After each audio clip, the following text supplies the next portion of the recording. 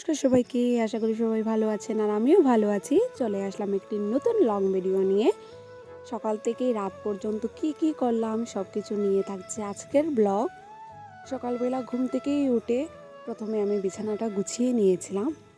আর আপনারা গেস করেন তো তখন সকাল কয়টা বাজে? আমি কোনো দিনই সকালে উঠতে পারি না, আমার অনেকটাই লেট হয়ে যায়। আমি আপনাদেরকে লাস্ট ভিডিওতেও বলেছি, পুরো রাত আমি কাজ করতে পারলেও সকালবেলা কেন জানি আমার ঘুম ভাঙে না।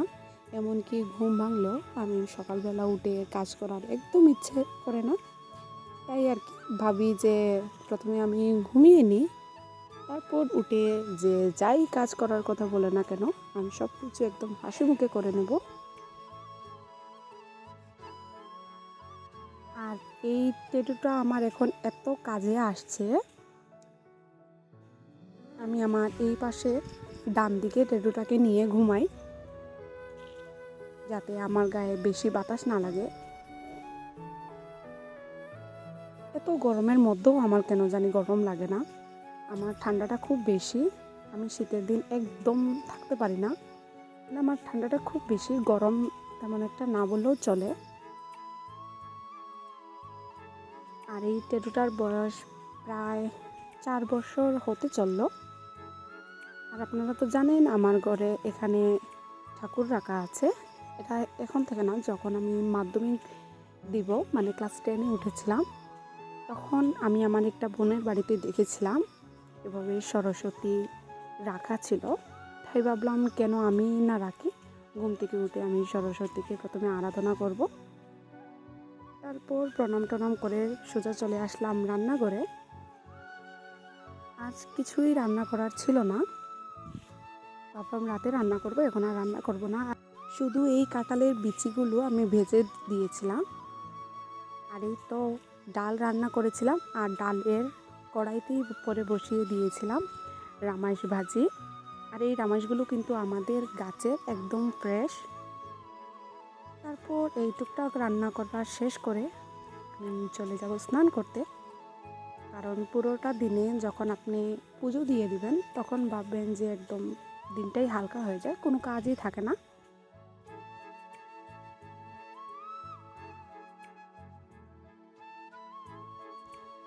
আর এই সাদা ফুল দিয়ে পুজো দিতে আমার বরাবরই বেশ ভালো লাগে। তখন হয়েছে কি, এত রৌদ্র হচ্ছিল, তখন আমি ভাবলাম যে খুব আরামসে আজ পূজা দেব, সব কিছু করবো। ঠিক এই যে ক্যামেরাটা যখন আমি অন করে ফুল তুলতে যাই, ঠিক তখন পুরোটা আকাশ অন্ধকার করে বৃষ্টি নেমে আসে। তারপর তাড়াহুড়া করছিলাম যেন খুব তাড়াতাড়ি ফুলগুলো তুলতে পারি।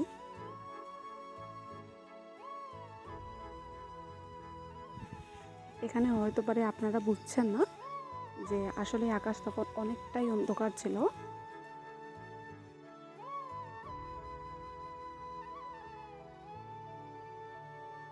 আর এই যে জায়গাটা দেখতে পাচ্ছেন, এই জায়গাটাতে আমাদের কিছু সবজি লাগানো হয়েছে, রামাস, ঝিঙে, কাকরুল, শুধু এইগুলোই, কোনো কিছু নেই। মা যখন সুস্থ ছিলেন অনেক কিছুই করা হতো আমাদের টুকটাক নিচে খাওয়ার জন্য, কিন্তু মা যেহেতু এখন অসুস্থ আর কেউ করার নেই। আর সত্যি কথা বলতে এই গাছের প্রতি আমার কোনো দিনই এরকম ভালোবাসা নেই। আমি গাছ লাগাতে, গাছের পরিচর্যা আমার ভালো লাগে না, আর আমি এগুলো এ সম্পর্কে জানিও না। আর এখন তো আপনারা দেখতে পারলেন গাছে একটা ছোট কাকরুল ছিল। আর এই গাছগুলো আমাদের রাস্তার পাশেই থাকে।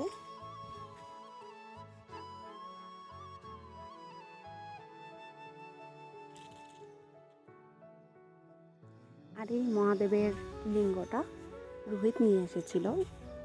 আমি আর মা অনেক দিন থেকে খোঁজাখুঁজি করছিলাম, এমন না আমরা পাইনি, কিন্তু আছে না একটা মন মতো সুন্দর হবে, ভালো লাগবে দেখতে, এরকম পাচ্ছিলাম না, তাই আর আনা হয়নি। সবগুলোতেই কীরকম জানি ছিল, এই যে ওম লেখাটা এটা সুন্দর ছিল না, তাই আর আনা হয়নি।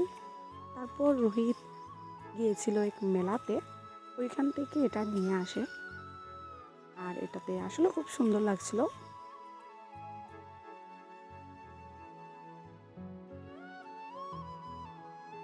আজ পুজো দিতে দিতে ভাবছিলাম বেশ অনেক দিন হয়ে গিয়েছে আমি মহাদেব বাড়িতে যাইনি। দেখি আজকাল মধ্যে মহাদেব বাড়ি যেতে পারি। আসলে আমাদের বাড়ি থেকে মহাদেব বাড়ির দূরত্বটা বেশি না হলেও আমি খুব তাড়াহুড়ার মধ্যে স্নান করে পুজো দিয়ে চলে আসি অন্য কাজে, তাই আর যাওয়া হয়ে ওঠে না। আর যখন এই মহাদেবের আসনটা আমি এইভাবে সাদা ফুল দিয়ে সাজাই, আমার এত ভালো লাগে, আমি যতই বলবো ততই কম হয়ে যাবে। আমি অন্য কোনো ফুল দেই না এখানে শুধু সাদা ফুলটাই দিই।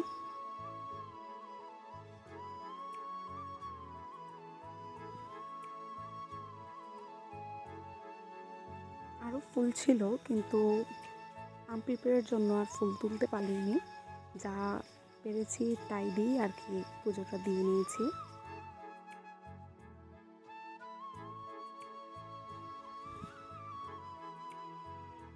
আর এই তো আমার ঘরের ঠাকুর, একটা গোপালের মূর্তি, একটা সরস্বতী আর বাবা লোকনাথ। এগুলো কিন্তু আমার কাছে বেশ অনেক বছর থেকেই আছে।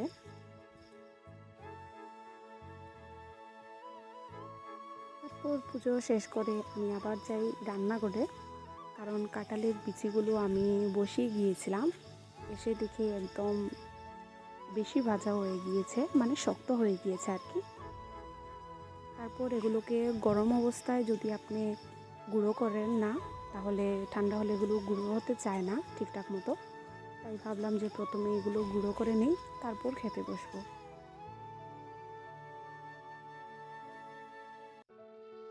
আগে না এই কাঁঠালের বিচি অনেকগুলো করে আমরা ভাজতাম আর একদম হাতে নিয়ে নিয়ে অনবরত খেতে থাকতাম, কিন্তু এখন কেন জানি খেতে পারি না, গ্যাস্ট্রিকের প্রবলেম হয়ে যায়। আর এই তো আমি এগুলোকে গুঁড়ো করে নিয়েছি। আর আসলে কাঁঠালের বিচিগুলো আজ বেশি ভাজা হয়ে গিয়েছিল, কয়েকটা তো একদম পুড়ে গিয়েছিল। তারপর কাল রাতে আমি খিচুড়ি বানিয়েছিলাম, সেই খিচুড়িটাই খেয়ে নিয়েছি। কিছুক্ষণ অন্যান্য কাজ করে আমি ঘুমিয়ে গিয়েছিলাম। আর এই তো সন্ধ্যার দিকে ঘুম থেকে উঠে প্রথমে আমি সন্ধ্যা আরতিটা করে নিই।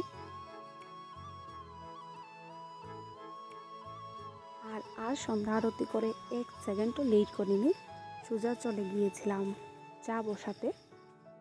আর আজ দুপুরবেলা আমি আমার নিজেই হাসছিলাম, কারণ আমি ভাবছিলাম যে আজ আমি একটু কফি বানিয়ে খাবো। তারপর আবার ভাবলাম কফি বানালে তো আমি চা খেতে পারবো না, কি করব, এত কনফিউজ ছিলাম। তারপর ভাবলাম যে কফি আমি যে কোনো সময় খেতে পারবো, কিন্তু চাটা মিস করা যাবে না। কে কে আমার মতো এভাবে চা প্রেমী আছেন অবশ্যই কমেন্টে জানাবেন। আর এত তাড়াতাড়ি চা বানানোর কারণটা হলো মা 7টার দিকে একটা ওষুধ খেতে হয়, তাই কিছু টিফিন করে তারপর ওষুধটা খান আর কি। তারপর এই যে দেখতে পাচ্ছেন এখানে করলা ভাজি করছিলাম, ছোট ছোট করলা ছিল তাই আমি একটা আলু দিয়ে দিয়েছিলাম। এই করলাটাও কিন্তু আমাদের গাছের। আর এখানে কাঁকরোল দিয়ে একটা তরকারি করছিলাম, এই কাঁকরোলটাও কিন্তু আমাদের বাড়ির গাছের। আর আজকে সব কিছু একদম অল্প অল্প করে রান্না করছি, কারণ পরে এগুলো খেতে ভালো লাগে না। তারপর রাতে খাওয়া দাওয়া করে চিয়া সিড ভিজিয়ে রাখছিলাম কাল সকালে খাওয়ার জন্য। তাহলে ব্লগটা যেখানেই শেষ করছি, আশা করি সবার ভালো লেগেছে। ভালো লেগে থাকলে লাইক কমেন্ট শেয়ার করে দিবেন আর আমার চ্যানেলটা সাবস্ক্রাইব করতে ভুলবেন না। তাহলে আবারও দেখা হবে নতুন কোনো ভিডিওতে, ততক্ষণের জন্য সবাইকে টাটা বাই।